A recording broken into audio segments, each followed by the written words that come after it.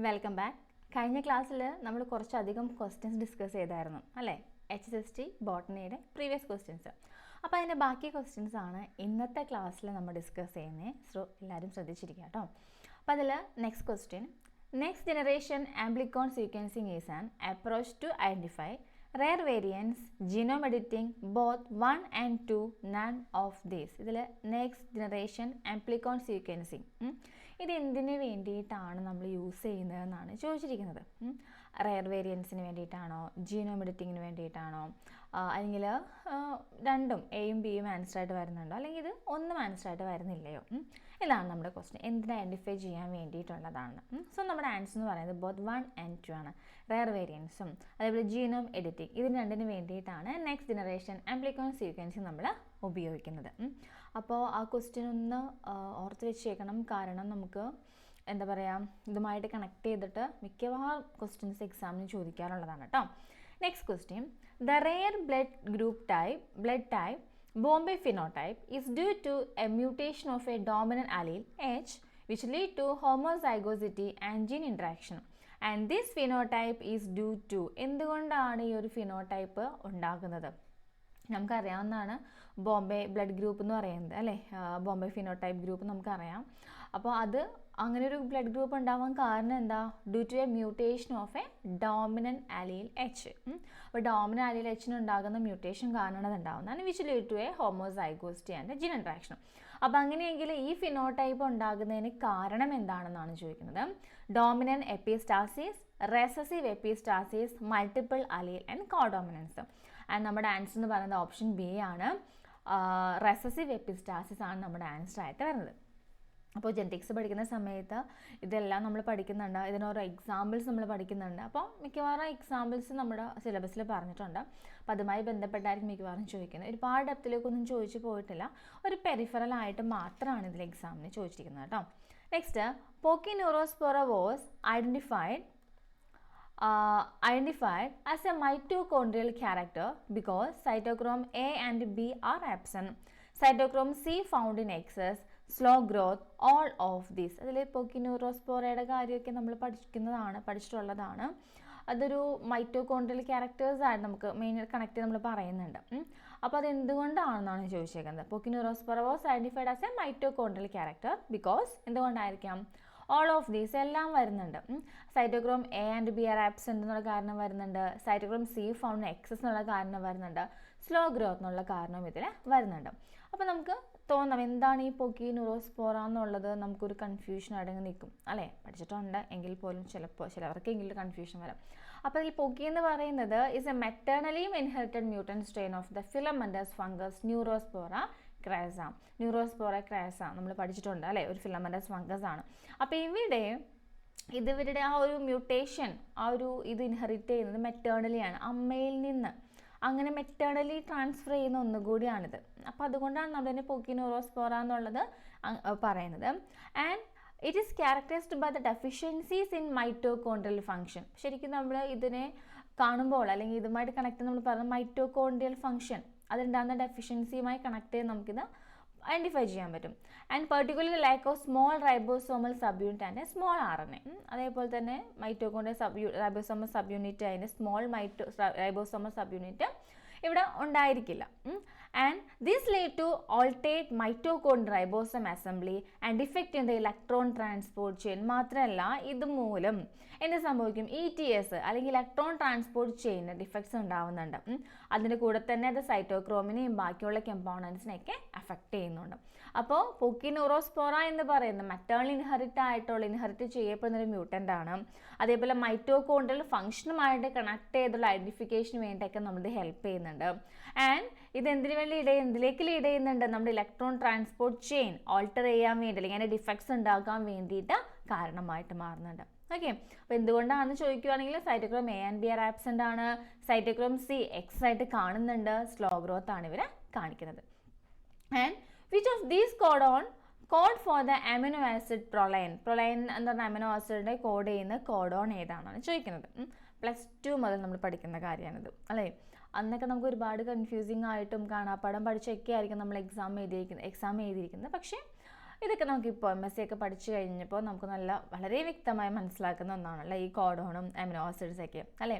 ചില ആൾക്കാർക്കൊന്നും ഒട്ടും ഇഷ്ടമില്ലാത്തൊരു ടോപ്പിക് കൂടിയാണ് ഈ പറയുന്ന കോഡോൺ അല്ലേ, അമിനോ ആസിഡൊക്കെ പഠിക്കാൻ കുറച്ചധികം പേരുള്ളത് കൊണ്ട് ചിലവർക്ക് ഇങ്ങനെയൊക്കെ ഒരു ഇഷ്ടക്കേട് തോന്നാം അല്ലേ. പക്ഷേ നമ്മളിവിടെ കഷ്ടപ്പെട്ട് ഇഷ്ടപ്പെടണം, അല്ലെങ്കിൽ നമ്മുടെ മാർക്ക് പോകും. കാരണം ഡെഫിനറ്റ്ലി നമുക്ക് ക്വസ്റ്റ്യൻ ചോദിക്കുന്ന ഭാഗം കൂടിയാണ്. CAG, CAU, CCG, CGA ഇതിലേത് കോഡോൺ ആണ് അമിനോ ആസിഡ് പ്രൊലൈനെ കോഡ് ചെയ്യുന്നതാണ് ചോദിച്ചിരിക്കുന്നത്. നമ്മുടെ ആൻസർ CCG ആണ് നമ്മുടെ ആൻസർ ആയിട്ട് വരുന്നത്. Next question, consider A population of rats is in Hartley-Weinberg equilibrium. The allele for the black color, നമ്മൾ പോപ്പുലേഷൻ ജെനറ്റിക്സ് പഠിക്കുന്നുണ്ട്, ഹാർട്ട്ലി വെയിൻബെർഗ് ഇക്വിലിബ്രിയം അവിടെ അതിൻ്റെ ഇക്വേഷനൊക്കെ നമ്മൾ പഠിക്കുന്നുണ്ട്. അപ്പോൾ ഇവിടെ the അലീൽ for the black colour എന്ന് പറയുന്നത് B ആണ്. ആൻഡ് ദ അലീലിക് ഫ്രീക്വൻസി എന്ന് പറയുന്നത് 0.81 ആണ്. And white allele for the white tea colour small letter B അതിൻ്റെ അലീലിക് ഫ്രീക്വൻസി എന്ന് പറയുന്നത് 0.19 ആണ്. അങ്ങനെയെങ്കിൽ then the percentage of heterozygous individual in the population, അങ്ങനെയെങ്കിൽ ആ പോപ്പുലേഷനിലുള്ള ഹെറ്ററോസൈഗസ് ഇൻഡിവിജ്വലിൻ്റെ പെർസെൻറ്റേജ് എത്രയാണ് എന്നാണ് ചോദിച്ചിരിക്കുന്നത്. നമ്മൾ അത്യാവശ്യം പ്രോബ്ലം ഒക്കെ വന്നൊരു ഏരിയ കൂടിയാണിത്. ആൻസർ 4%, 15%, 31%, 66% തന്നിട്ടുണ്ട്. അപ്പം നമുക്കിത് നമ്മുടെ ഇക്വേഷനിൽ അപ്ലൈ ചെയ്ത് അത് സോൾവ് ചെയ്തെടുത്താൽ മാത്രമേ ആൻസറിലേക്ക് എത്താൻ പറ്റുള്ളൂ. അപ്പോൾ ഹാർട്ട്ലി വെയിൻബെർഗ് ഇക്വിലിബ്രിയം തന്നിട്ടുണ്ട്, അതാണെന്ന് പറയുന്നുണ്ട്. അതിൽ ബ്ലാക്ക് കളർ എന്ന് പറയുന്നതിൻ്റെ അലീലിക് ഫ്രീക്വൻസി 0.81 ആണ്, വൈറ്റ് കളറിൻ്റെ ആണെങ്കിൽ 0.19 ആണ്. നമുക്കത് ഉപയോഗിച്ച് നോക്കുകയാണെന്നുണ്ടെങ്കിൽ ഫ്രീക്വൻസി ഓഫ് ദി ബ്ലാക്ക് അലീൽ അത് നമുക്ക് P ആയിട്ട് നമുക്ക് റെപ്രസെൻറ്റ് ചെയ്യുവാണെങ്കിൽ നമ്മൾ 0.81 ആയിട്ട് എടുക്കുകയാണെങ്കിൽ തന്നിട്ടുണ്ട് നമുക്ക്. And frequency of the white അലീൽ small letter B നമ്മളത് Q ആയിട്ട് എടുക്കുകയാണ്, 0.19 ആണ് അതിൻ്റെ വാല്യൂ വന്നിരിക്കുന്നത്.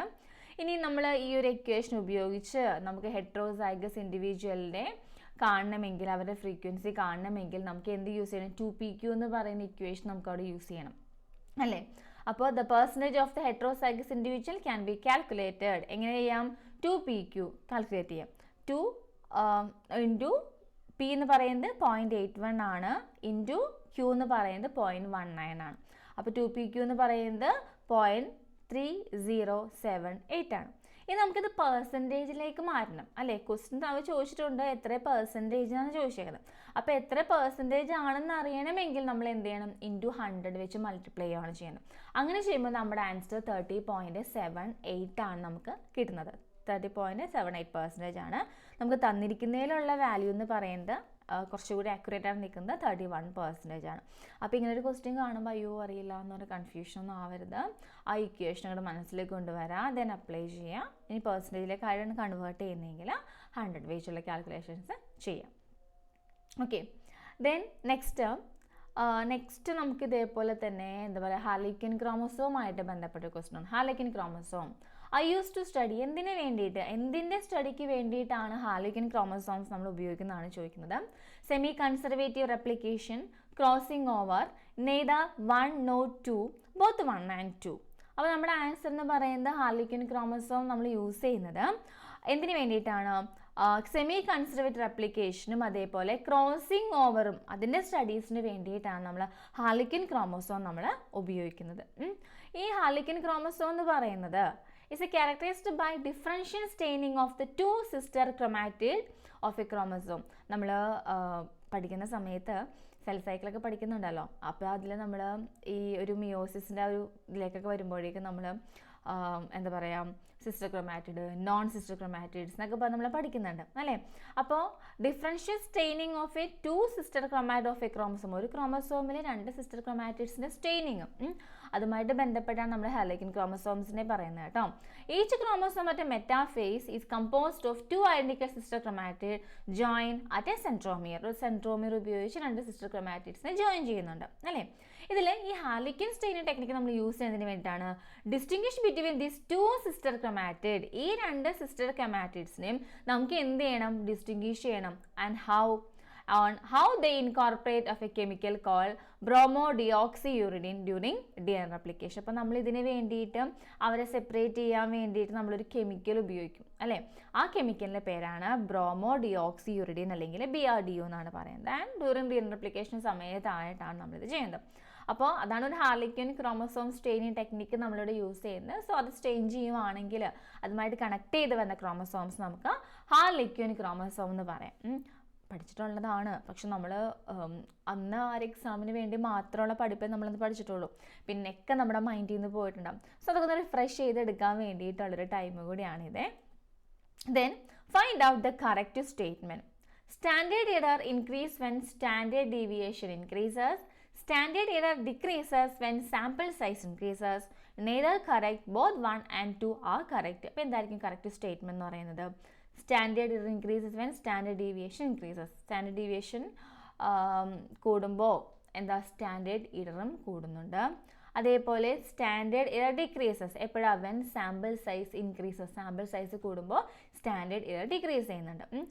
നെയ്തർ കറക്റ്റ് ആവാം and both 1 and 2 are correct. നമ്മുടെ ആൻസർ എന്ന് പറയുന്നത് ഓപ്ഷൻ ഡി ആണ്.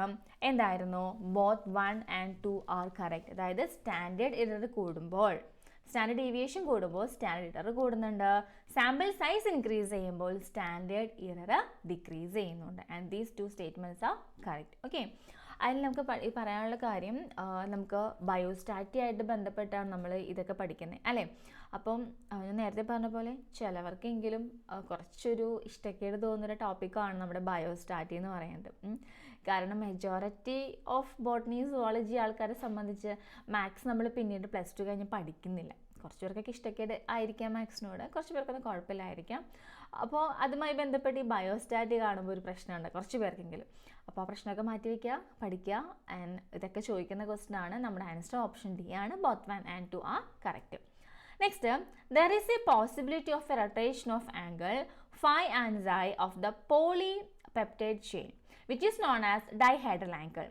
And what is the span rotation of this angle according to Rama plot? നമ്മൾ പ്രോട്ടീൻ പഠിക്കുന്ന സമയത്ത് രാമചന്ദ്രൻ പ്ലോട്ട് പഠിക്കുന്നുണ്ട് അല്ലേ.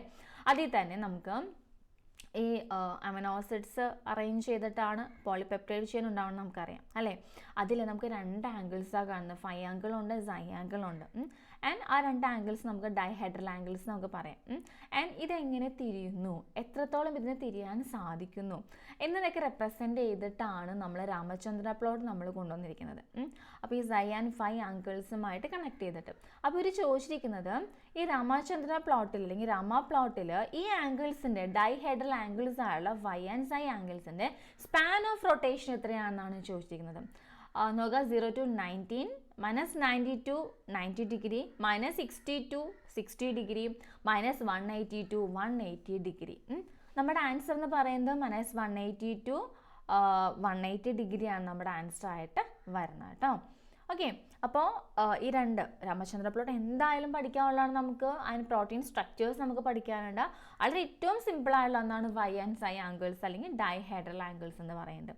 ബേസിക് ആയിട്ട് പറഞ്ഞു എന്നേ ഉള്ളൂ, ഒരുപാട് ഡെപ്തിൽ പഠിക്കാനുണ്ട്. നമ്മുടെ ക്ലാസ്സുകൾ നമ്മൾ വളരെ ഡീറ്റെയിൽ ആയിട്ട് ഇതിനെക്കുറിച്ച് പറയുന്നുണ്ട് കേട്ടോ. And which statement is correct for is Cerenkov radiation. Cerenkov റേഡിയേഷനുമായിട്ട് ബന്ധപ്പെട്ട് തന്നിരിക്കുന്ന സ്റ്റേറ്റ്മെൻറ്റിൽ കറക്റ്റ് സ്റ്റേറ്റ്മെൻറ്റ് ഏതാണെന്നാണ് ചോദിച്ചിരിക്കുന്നത്. It is comparable to sonic boom. ഈ സെറൻകോവ് റേഡിയേഷൻ എന്ന് പറയുന്നത് ലൈറ്റിനേക്കാളും സ്പീഡിൽ മൂവ് ചെയ്യുന്ന ഇതുമായിട്ട് ബന്ധപ്പെട്ട് നമ്മൾ പറയുന്നതാണ്. അപ്പോൾ ഒരു സോണിക് ബൂം, അതായത് എന്താ പറയുക, സോണിക് ബൂം ഇത് എന്തായാലും ഉണ്ടാക്കുന്നുണ്ട് ഈ സെറൻകോവ് റേഡിയേഷൻ. അതേപോലെ ഇറ്റ് എമിറ്റ് റെഡിഷ് ലൈറ്റ് എന്നാണ് പറയുന്നത്. It is used in therapeutics and all of these. ഇതാണ് നമുക്ക് തന്നിരിക്കുന്ന ഓപ്ഷൻസ്. തന്നിരിക്കുന്ന ഓപ്ഷൻസിൽ ഏതാണ് സെറൻകോവ് റേഡിയേഷനുമായിട്ട് ബന്ധപ്പെട്ട് കറക്റ്റ് സ്റ്റേറ്റ്മെൻ്റ് എന്നാണ് ചോദിക്കുന്നത്. ആൻഡ് നമുക്കിത് സോണിക് ബൂമായിട്ട് കണക്ട് ചെയ്യാമെന്ന് പറയുന്നത് കറക്റ്റ് സ്റ്റേറ്റ്മെൻ്റ് ആണ്. And it emit reddish light, അത് തെറ്റാണ്. ഒരു ബ്ലൂയിഷ് ലൈറ്റ് ആയിരിക്കും ഈ റേഡിയേഷൻ മൂലം നമുക്ക് പുറപ്പെടുവിക്കുന്നത്. And it is used in therapeutics. ശരിക്കും ഈ തെറാപ്യൂട്ടിക്സിൽ നമ്മൾ യൂസ് ചെയ്യുന്നുണ്ടത്, പക്ഷെ നമ്മുടെ UGC ടെക്സ്റ്റ് ബുക്കുകളിലൊന്നും ഈ സെറൻകോവ് റേഡിയേഷനുമായിട്ട് കണക്ട് ചെയ്ത് തെറാപ്യൂട്ടിക് യൂസസ് ഒക്കെ ഉണ്ടെന്നൊന്നും പറയുന്നില്ല. ആൻഡ് ഓൾ ഓഫ് ദീസ് ആണ് അടുത്ത സ്റ്റേറ്റ്മെൻറ്റ് ഇരിക്കുന്നത്. പക്ഷേ ശരിക്കും പറയുവാണെങ്കിൽ നമ്മുടെ ഈ ക്വസ്റ്റ്യൻ നമ്മുടെ PSC ക്യാൻസൽ ചെയ്തേക്കുവാണ്. അപ്പോൾ എന്തുകൊണ്ടാണ് ക്യാൻസൽ ചെയ്യാൻ ചോദിക്കുവാണെന്നുണ്ടെങ്കിൽ കുറച്ചധികം കാരണങ്ങളുണ്ട്. കറക്റ്റാണ് ചോദിച്ചിരിക്കുന്നത്, കറക്റ്റ് എന്താണെന്നാണ് ചോദിച്ചിരിക്കുന്നത്. കറക്റ്റ് സ്റ്റേറ്റ്മെൻറ്റ് ശരിക്കും പറയുവാണെങ്കിൽ it is comparable to sonic ബൂമാണ്. ഓക്കെ, അതായത് പ്രകാശത്തിനേക്കാളും കൂടുതൽ വേഗത്തിൽ സഞ്ചരിക്കുമ്പോൾ അതുമായി കണക്ട് ചെയ്തിട്ടൊരു സോണിക് ബൂം അവിടെ ഉണ്ടാകുന്നുണ്ടെന്ന് പറയുന്നത് കറക്റ്റായുള്ള സ്റ്റേറ്റ്മെൻ്റ് ആണ്. അതേപോലെ റെഡിഷ് ലൈറ്റ് ആണ് പ്രൊഡ്യൂസ് ചെയ്യുന്നത്, തെറ്റാണ്. ബ്ലൂയിഷ് ലൈറ്റ് ആണ് പ്രൊഡ്യൂസ് ചെയ്യുന്നത്. ഓക്കെ, അപ്പോൾ അത് കറക്റ്റ് അല്ല, തെറ്റാണ്. And it is used in therapeutics. ശരിക്കും തെറാപ്യൂട്ടിക്സ് യൂസ് ചെയ്യുന്നുണ്ടോ എന്ന് ചോദിച്ചാൽ ചെയ്യുന്നുണ്ട്.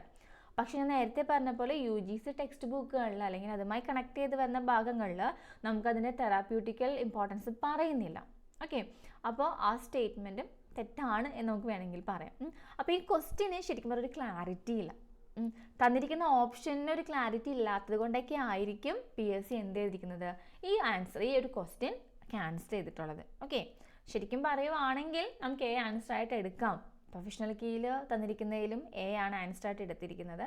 പക്ഷേ നമുക്ക് നോർമൽ അല്ലെങ്കിൽ ഫൈനൽ ആൻസർ വന്ന സമയത്ത് ആ ക്വസ്റ്റ്യൻ ക്യാൻസൽ ചെയ്യാണ് PSC ആണ് ചെയ്തത്. ആൻഡ് നെക്സ്റ്റ് ക്വസ്റ്റ്യൻ, മൈക്രോ ഹെട്രോജനിറ്റി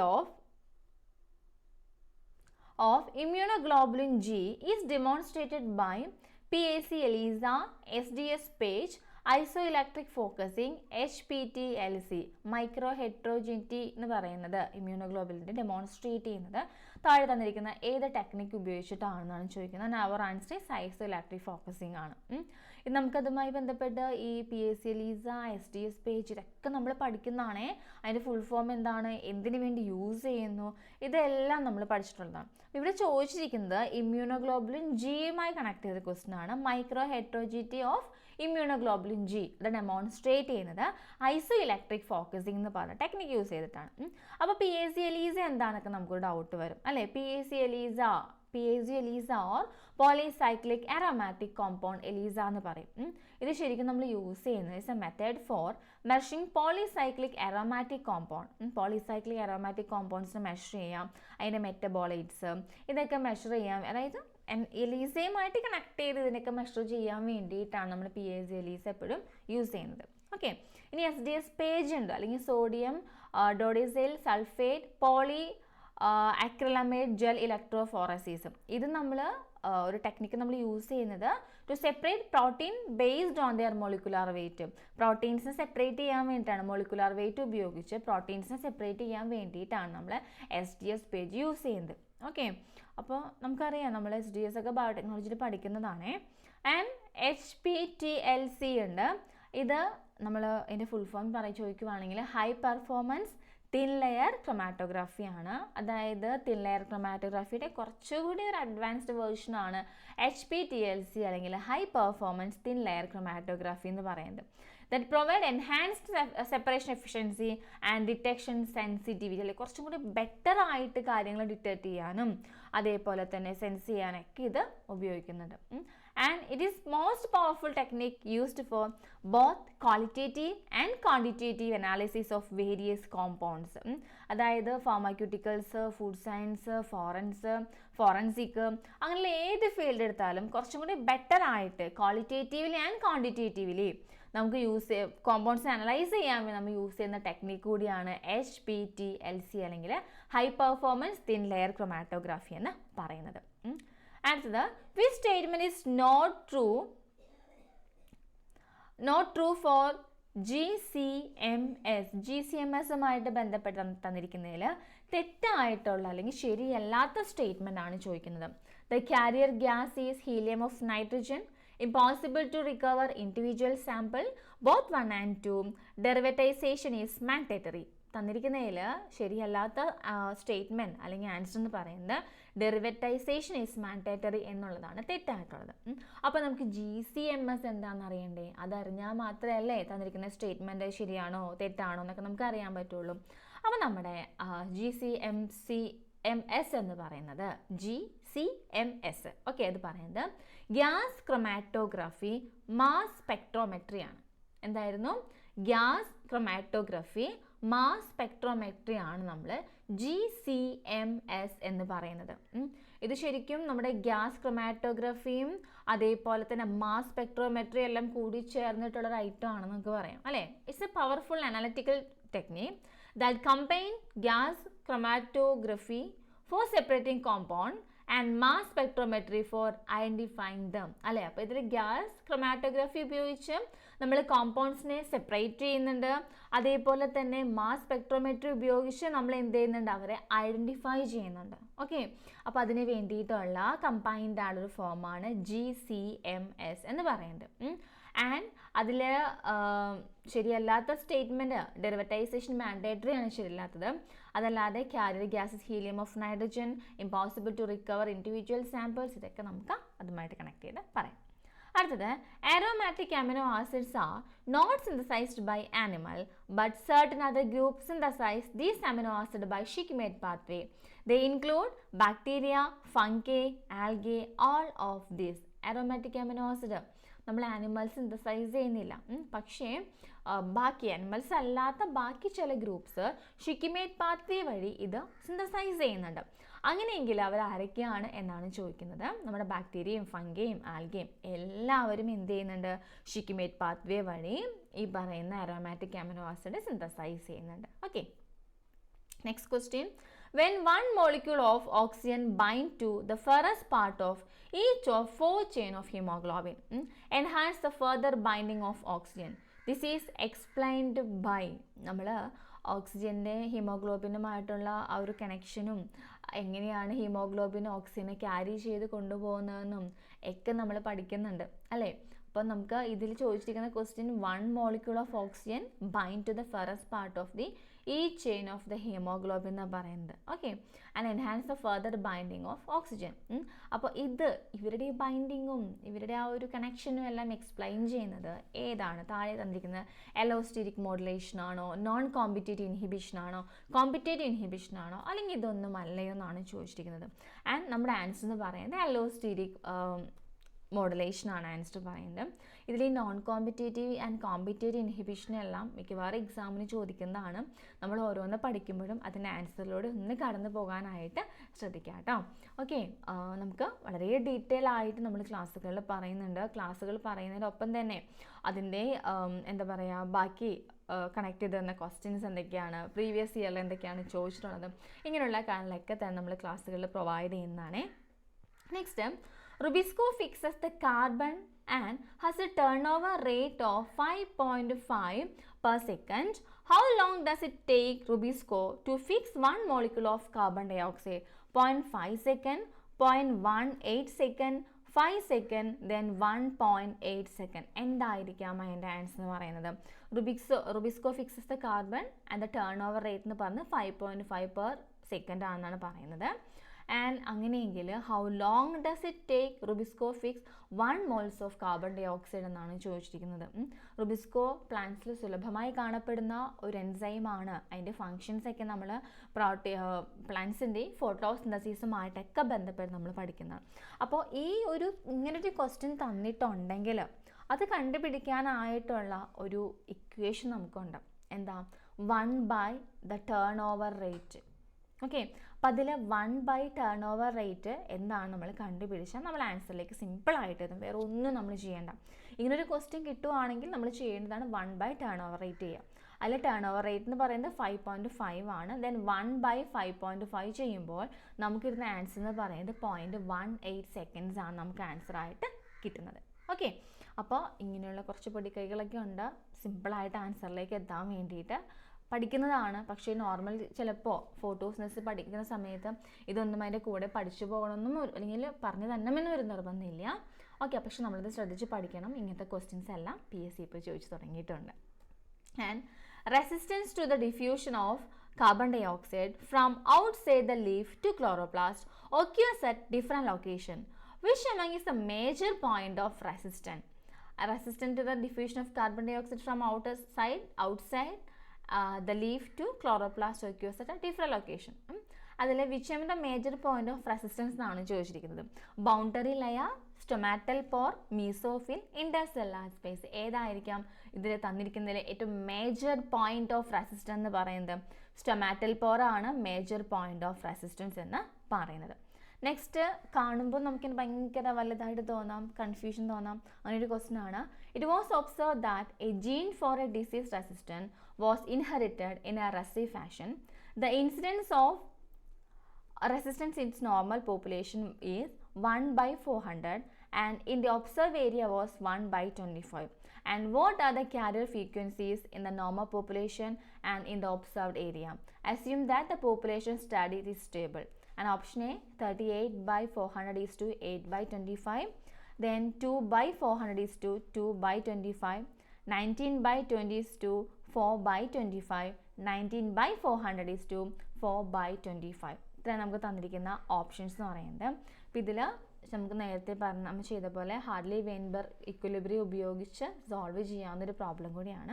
അപ്പോൾ ഇതിൽ it was observe that a gene for a disease resistant was inherited in a recessive fashion. നമുക്ക് ഡിസീസ് കോസ് ചെയ്യുന്ന അല്ലെങ്കിൽ അതിന് കാരണമായുള്ള ജീൻ അതിൻ്റെ ഒരു ഇൻഹെറിറ്റൻസ് എന്താ പറയുക from one generation to next generation അത് ട്രാൻസ്മിറ്റ് ചെയ്തേക്കുന്നത് എങ്ങനെയാണെന്നൊക്കെ പറയുന്നതാണ്.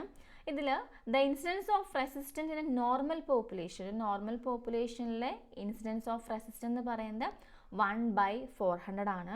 ആൻഡ് ഒബ്സർവ്ഡ് ഏരിയയിൽ പറയുന്നത് 1/25 ആണ്. അങ്ങനെയെങ്കിൽ what are the carrier frequencies in the normal population and in the observed area? ഒരു നോർമൽ പോപ്പുലേഷനിലും ഒബ്സർവ്ഡ് ഏരിയയിലുമുള്ള കാരിയർ ഫ്രീക്വൻസീസ് എത്രയാണ് എന്നാണ് ചോദിച്ചിരിക്കുന്നത്. And assume that the popular studies is stable. അപ്പം അതിൽ നോക്കുകയാണെങ്കിൽ എത്രത്തോളം അതിൻ്റെ വരുന്നുണ്ടെന്ന് നോക്കണം. അപ്പം അതിൽ നമുക്ക് ഇക്വേഷൻ വീണ്ടും നമുക്ക് ഹാർഡ്ലി വെയിൻബെർഗ് ഇക്വിലിബ്രിയം 2pq എന്ന് പറയുന്ന ഇക്വേഷൻ വെച്ച് നമുക്ക് ചെയ്യാം. അപ്പം അതിൽ ആദ്യം Q² ആണ് ഇവിടെ തന്നിരിക്കുന്നത് 1/400 എന്ന് പറയുന്നത്. അത് നമ്മൾ Qയിലേക്ക് എടുക്കും, 1/20 ആയിട്ട് എടുക്കും. അതേപോലെ ഇവിടെയും Q എന്ന് പറയുന്ന നമുക്ക് മീൻസ് ആ ഒരു ഏരിയ എടുക്കാം. പിന്നെ അത് ഉപയോഗിച്ച് നമ്മൾ Q നമുക്കുണ്ട്, P കണ്ടുപിടിക്കാം. P കണ്ടുപിടിച്ചിട്ട് 2pq എന്ന് പറയുന്ന ഇക്വേഷൻ ഉപയോഗിച്ച് നമുക്കത് ഇവിടെ സോൾവ് ചെയ്യാം. ഇനി ഒബ്സർവ് ഏരിയയിൽ കാണുമ്പോൾ ഇതേപോലെ തന്നെ 1/25 ആണ് Q² തന്നിട്ടുള്ളത്. അത് നമ്മൾ Q ആയിട്ട് എടുക്കുക, P കണ്ടുപിടിക്കുക, 2pq വെച്ച് എടുക്കാം.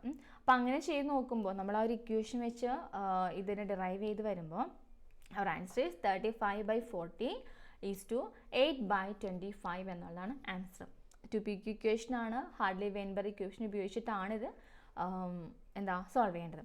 Next, which among is A major product of A DNA oxidation and it's concentration is A measure of oxidative stress? ഇതിൽ DNA ഓക്സിഡേഷൻ്റെ മേജർ പ്രൊഡക്റ്റ് എന്താണ്? And it's concentration is A measure of oxidative stress. നമുക്ക് തന്നിരിക്കുന്നത് 5-oxo-DG, 8-oxo-DG, 4-oxo-DG, 19-oxo-DG. അപ്പോൾ അതിൽ answer എന്ന് പറയുന്നത് 8-oxo-DG ആണ് എൻ്റെ ആൻസർ. ആൻഡ് അപ്പോൾ എന്താണ് വാട്ട് ഈസ് ഓക്സോ-DG അല്ലെങ്കിൽ വാട്ട് ഈസ് ഓക്സോ ഇതൊക്കെ നമ്മളറിയണം. അതിൽ 8-oxo-DG എന്ന് പറയുന്ന അല്ലെങ്കിൽ 8-oxo-DG എന്ന് പറയുമ്പോൾ അതിൻ്റെ കംപ്ലീറ്റ് നമ്മൾ എടുക്കുകയാണെങ്കിൽ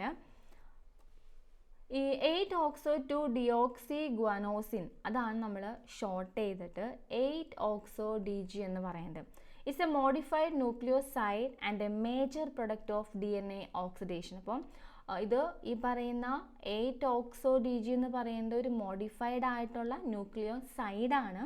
അതേപോലെ DNA ഓക്സിഡേഷൻ്റെ ഒരു മേജർ പ്രൊഡക്റ്റാണ്. Okay, and it is widely used as a biomarker. എന്തായിട്ട് യൂസ് ചെയ്യുന്നുണ്ട്? ഒരു ബയോമാർക്കറായിട്ട് ഇത് യൂസ് ചെയ്യുന്നുണ്ട് for quantifying oxidative DNA damage and assessing the level of oxidative stress within the cell or organism. ഒരു സെല്ലോ ഓർഗാനിസത്തിനകത്തുള്ള ഓക്സിഡേറ്റീവ് സ്ട്രെസ്സിൻ്റെ ലെവൽ അറിയാൻ വേണ്ടിയിട്ട്, അതേപോലെ തന്നെ DNA ഡാമേജ് മെഷർ ചെയ്യാൻ വേണ്ടി, ഇതിനെല്ലാം വേണ്ടി നമുക്ക് എന്ത് യൂസ് ചെയ്യാം? 8-oxo-DG എന്ന് പറയുന്ന അല്ലെങ്കിൽ 8-oxo-2-deoxyguanosine എന്ന് പറയുന്നത് നമുക്ക് യൂസ് ചെയ്യാനായിട്ട് സാധിക്കും.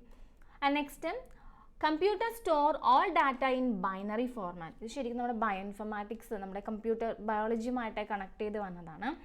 ആൻഡ് കുറച്ച് നല്ല രീതിയിൽ പഠിക്കേണ്ട ഒരു ഏരിയ കൂടിയാണിത്. Computer store all data in A binary format. If one store the year 2022 as binary, what will be the exact binary sequence? 2022 അല്ലേ നമുക്കത് സ്റ്റോർ ചെയ്യണമല്ലേ. One store the year 2022 as a binary ആയിട്ട് store ചെയ്യുകയാണെങ്കിൽ അതിൻ്റെ exact binary sequence എത്രയാണെന്ന് ചോദിക്കുന്നത്.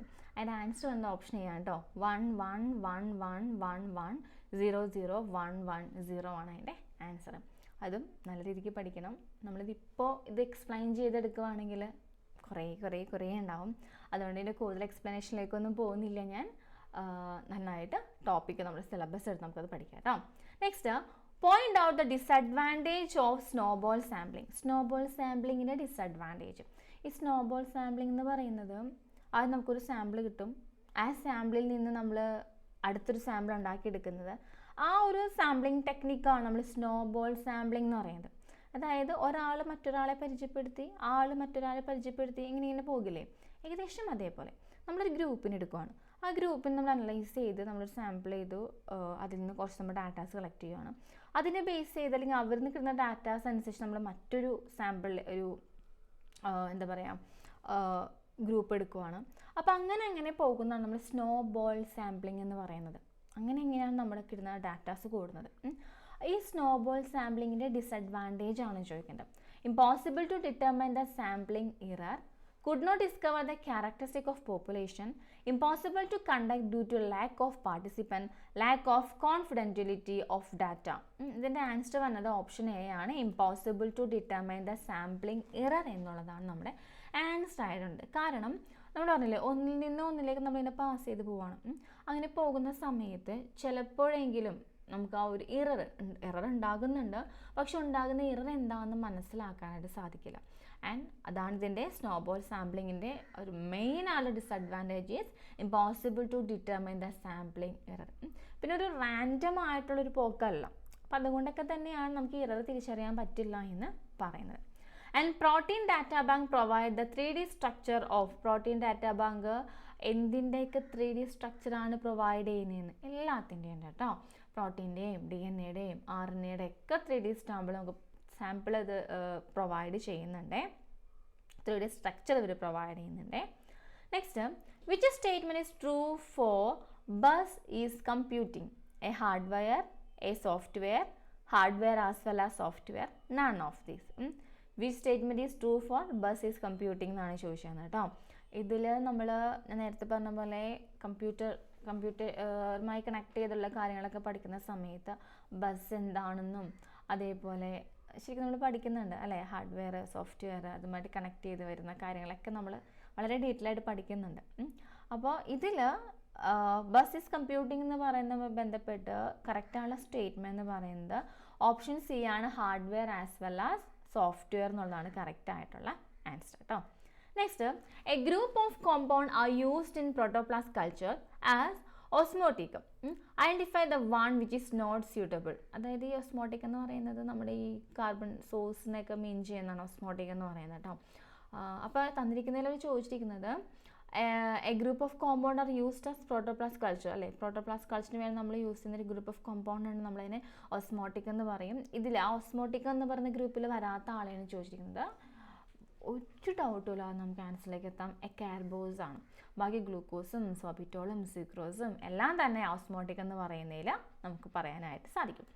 Next, identify the restriction enzyme that have an isoschizomer. തന്നിരിക്കുന്ന ഏത് റെസ്ട്രിക്ഷൻ എൻസൈമിലാണ് ഐസോകോഡോമർ ഉള്ളതെന്നാണ് ചോദിക്കുന്നത്. HPA2, BAM-H1, EcoR1, PST1 and our answer is option B, BAM-H1 ആണ് restriction enzyme that have an isocodomer. Next question, herbicide resistant transgenic plant were developed by incorporating glutathione S-transferase gene.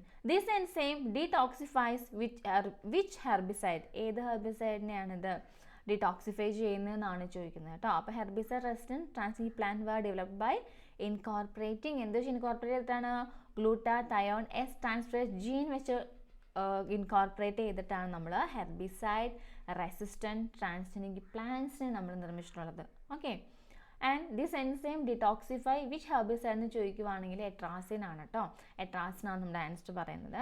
നമുക്ക് ബ്രോമോസൈനിലും അതേപോലെ ഫോസ്ഫിനോ ട്രൈസിനും പിന്നെ ഒക്കെ നമുക്ക് option തന്നിട്ടുണ്ട്. And our answer is atrazine. Next question, identify the true statement. DNA transfer between mitochondria and nucleus. DNA transfer between chloroplast and nucleus. DNA transfer between mitochondria and chloroplast. All of the above. തന്നിരിക്കുന്നതിൽ true statement എന്ന് പറയുന്നത് all the above ആണ്. DNA transfer between mitochondria and nucleus എന്നുള്ളത് correct statement ആണ്. And DNA transfer between chloroplast and nucleus എന്നുള്ളതും correct statement ആണ്.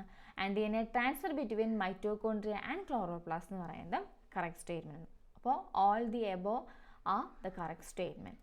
Next question. A DNA sense stranding having a sequence 3' TA, CCA, CCCCA, CA, TT, CCG, 5', mutated at the fifth position from 5' end and with a transition, transcribe and mRNA. How many amino acids will be present in a translated polypeptide with recurrent amino acid? അപ്പോൾ ഇതിൽ translate ചെയ്തിട്ടുള്ള polypeptide ചെയിനിൽ എത്ര amino acids ഉണ്ട് and എത്ര recurrent amino acids എന്നാണ് ചോദിച്ചത്. അപ്പോൾ ഇതിൽ DNA സെൻസ് സ്ട്രാൻഡ് തന്നിട്ടുണ്ട്, അതിൻ്റെ സീക്വൻസ് ആണ് തന്നിരിക്കുന്നത് ഈ 3' to 5' തന്നിരിക്കുന്നത് and mutated at fifth position from 5' എന്ന് പറഞ്ഞിട്ടുണ്ട്. അപ്പോൾ ഇതിൽ ഈ അമിനോ ആസിഡ് നമ്മൾ ട്രാൻസ്ലേറ്റ് ചെയ്ത് ഇതിൽ ട്രാൻസ്ലേറ്റ് ചെയ്യുന്ന പോളിപെപ്റ്റൈഡിൽ എത്ര അമിനോ ആസിഡ്സ് പ്രസൻ്റ് ആണ്, എത്ര റിക്കറൻറ്റ് അമിനോ ആസിഡ്സ് പ്രസൻ്റ് ആണ്.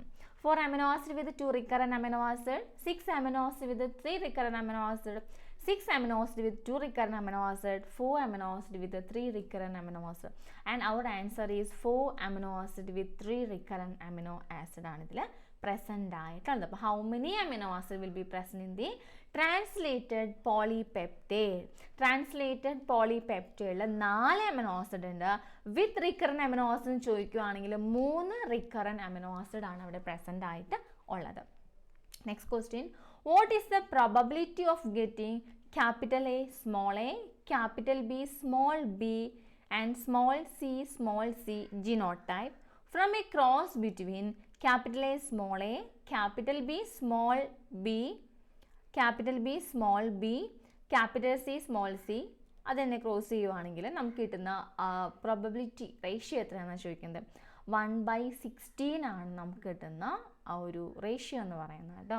ഇതും ഇതേപോലെ തന്നെ നമുക്ക് നമ്മൾ പ്രോബ്ലമൊക്കെ ചെയ്യുന്നതാണ്. ഓർ നമുക്ക് ചിലപ്പോൾ കാണുമ്പോൾ തന്നെ നമുക്ക് മനസ്സിലാകും അതിൻ്റെ ആൻസർ വന്ന് 1/60 ആണെന്നുള്ളത്. നെക്സ്റ്റ് ഒരു ഇക്വേഷനാണ് തന്നിട്ടുള്ളത്. ആ ഇക്വേഷനിൽ എന്തിനെ റെഫർ ചെയ്യുന്നതാണ് ചോദിക്കുന്നത്. N2 + 8 electron + S8H + 16 ATP gives 2NH3 + 16 ADP + 16 PI. And this equation refers to ammonification, nitrification, nitrogen fixation, reductive amination. നമ്മൾ നൈട്രജൻ സൈക്കിൾ പഠിക്കുന്ന സമയത്ത് അല്ലെങ്കിൽ നൈട്രിഫിക്കേഷനൊക്കെ പഠിക്കുന്ന സമയത്ത് ഓരോ ഭാഗത്തും ഇതേപോലെ ഇക്വേഷൻസ് പഠിക്കുന്നുണ്ട്. ചിലപ്പോൾ നമ്മളതൊക്കെ സ്കിപ്പ് ചെയ്ത് പോവുകയാണ് പതിവ്, പക്ഷേ ഇങ്ങനെ സ്കിപ്പ് ചെയ്യാൻ പറ്റില്ല എന്നുകൂടി പ്രൂവ് ചെയ്യുന്നൊരു ക്വസ്റ്റ്യൻ കൂടിയാണിത്. ആൻഡ് ഇറ്റ്സ് നൈട്രജൻ ഫിക്സേഷൻ അല്ലെ, നൈട്രജൻ ഫിക്സേഷൻ്റെ ഒരു ഇക്വേഷനാണ് തന്നിട്ടുള്ളത് കേട്ടോ. Next, the substrate concentration at which reaction attain half of its maximum velocity is called Km, Kmax, 1/Vmax, S1/2. ഇത് എപ്പോഴും എക്സാമിന് ചോദിക്കുന്നൊരു ക്വസ്റ്റ്യനാണ്. നിങ്ങൾ സെറ്റ് എക്സാമിൻ്റെ ക്വസ്റ്റ്യൻ പേപ്പർ നോക്കിക്കോ, ഒരുപാട് പ്രാവശ്യം ഈ ഭാഗത്ത് നിന്ന് ക്വസ്റ്റ്യൻ ചോദിച്ചിട്ടുണ്ട്. ആൻഡ് നമ്മുടെ ആൻസർ എന്ന് പറയുന്നത് ഓപ്ഷൻ എ ആണ്, Km ആണ് ആൻസർ. ഈ Km ഉപയോഗിച്ച് നമുക്ക് ഇക്വേഷൻ മീൻസ് അതിൻ്റെ എന്താണെന്ന് ചോദിക്കുന്നുണ്ട്. ഓരോന്ന് കൂടും മറ്റൊന്ന് കുറയുന്നുണ്ട്. അങ്ങനെ കുറേ ട്രിക്കിങ് ക്വസ്റ്റ്യൻസ് ഒക്കെ വന്നൊരു ഏരിയ കൂടിയാണിത് കേട്ടോ. Next, which statement is true for SNORNA? SNORNAയുമായിട്ട് ബന്ധപ്പെട്ട് കറക്റ്റ് ആണുള്ള statement. Class of small RNA guide chemical modification of other RNA. Small non-coding RNA expressed in animal cells only.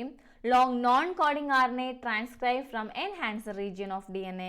Non-coding RNA involved in RNAi.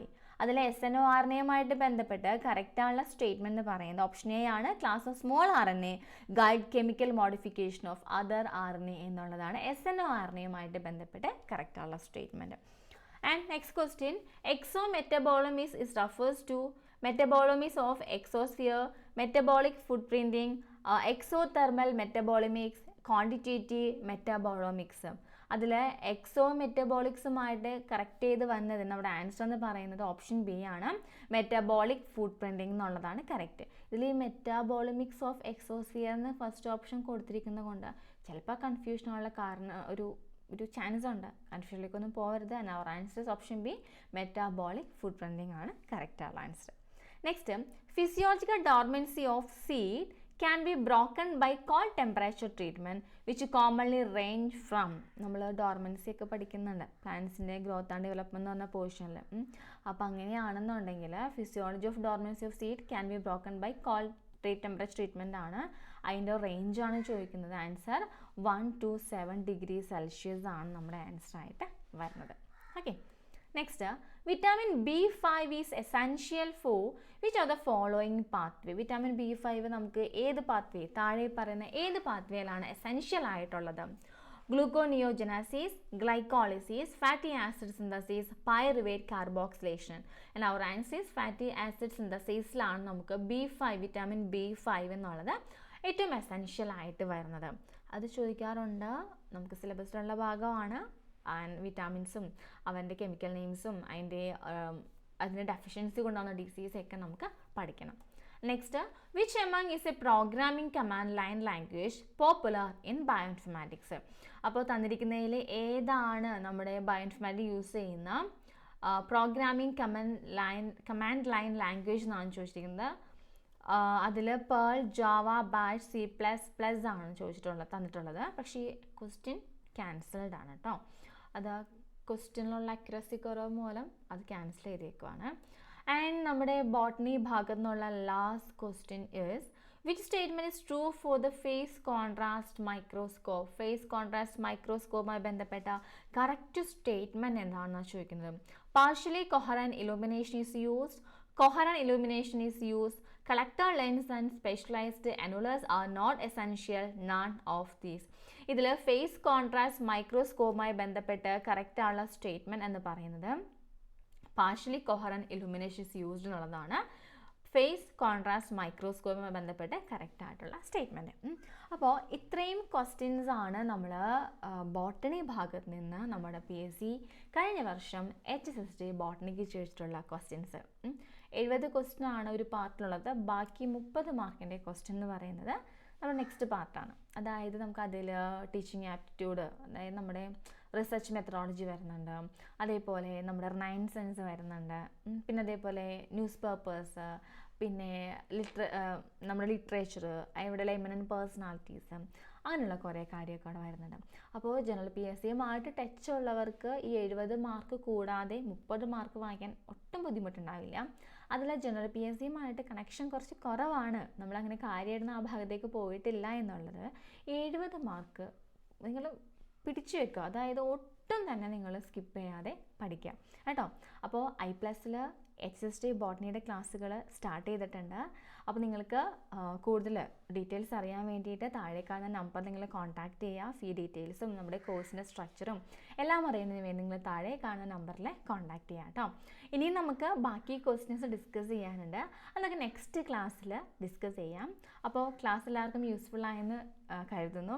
നിങ്ങൾക്ക് എന്താണോ doubt ഉള്ളത്, അല്ലെങ്കിൽ ഇനി ഏത് ടോപ്പിക്സിനെ കുറിച്ചുള്ള ക്ലാസ് ആണോ നിങ്ങൾക്ക് പ്രൊവൈഡ് ചെയ്യേണ്ടത്, അപ്പോൾ അങ്ങനെയുള്ള കാര്യങ്ങളെല്ലാം താഴെ കമൻ്റായിട്ട് കൊടുക്കാം കേട്ടോ. അപ്പോൾ നമുക്ക് നെക്സ്റ്റ് ക്ലാസ്സിൽ കാണാം. ബൈ.